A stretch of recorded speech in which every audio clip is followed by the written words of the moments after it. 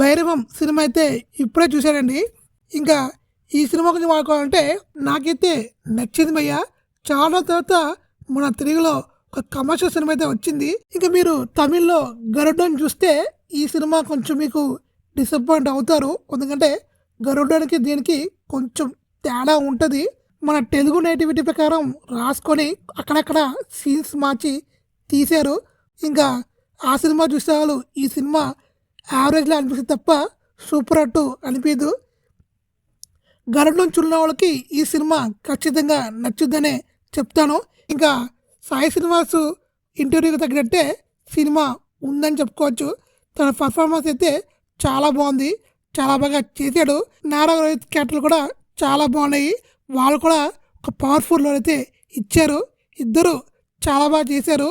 ఇంకా వచ్చింది ఇంకా కామెడీ సీన్స్ మాత్రం పెద్దగా వర్కౌట్ అవ్వలేదు. మిగతా అన్నీ బాగానే పోయినాయి. మంచి మనోజ్ చాలా గ్యాప్ తర్వాత మరొకసారి తన యాక్టింగ్ ఏంటనేది చూపించాడు.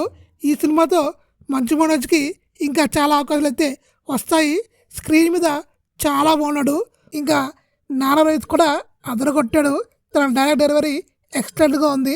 తన యాక్టింగ్, తన ఫైట్స్ కూడా సూపర్ అనే చెప్పుకోవాలి. ఇంకా వీళ్ళ ముగ్గురికి కమ్బ్యాక్ అనే చెప్పుకోవచ్చు. ఇంకా హీరోయిన్స్ ఓకే ఏదో ఉండాలి కాబట్టి ఉన్నారు.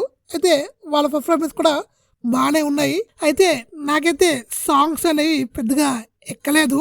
బీజిఎం బాగుంది కానీ సాంగ్స్ మాత్రం మనం డేట్ నుంచి బయటకు వచ్చాక మర్చిపోతాము, అలా ఉన్నాయి.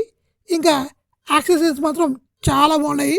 మన శ్రీనివాస్ అన్న, మనోజ్ అన్న, ఇంకా నానా రోహిత్ సూపర్గా చేశారు యాక్షన్ సీన్స్తో. యాక్షన్ లవర్స్ అయితే ఖచ్చితంగా పండగలాగే ఉంటుంది. ఇంకా కామెడీ సీన్స్ మాత్రం పెద్దగా వర్కౌట్ అవ్వలేదు. ఆ కామెడీ ట్రాక్ అనేవి పెద్దగా పేర్లని చెప్పుకోవచ్చు. మిగతా అన్నీ బాగానే పోయినాయి. ఫ్యామిలీ ఎమోషన్స్, ఫ్యామిలీ సెంటిమెంటు అవన్నీ బాగానే ఉన్నాయి. ఇంకా ఓవరాల్ చెప్పుకోవాలంటే నా రేటింగ్ అయితే 3/5. నాకైతే సినిమా నచ్చింది. ఒక ఫుల్ మీల్స్ తిన్నట్టే ఉంది. కమర్షియల్ సినిమా అంటే ఒక ఫుల్ మీల్స్ లాంటిదే. నాకైతే నచ్చిందనే చెప్తాను. మీకు నచ్చే ఛాన్స్ అయితే ఉంది. ఈ వీకెండ్లో మాత్రం ఈ సినిమాని మిస్ కాకండి. ఒకసారి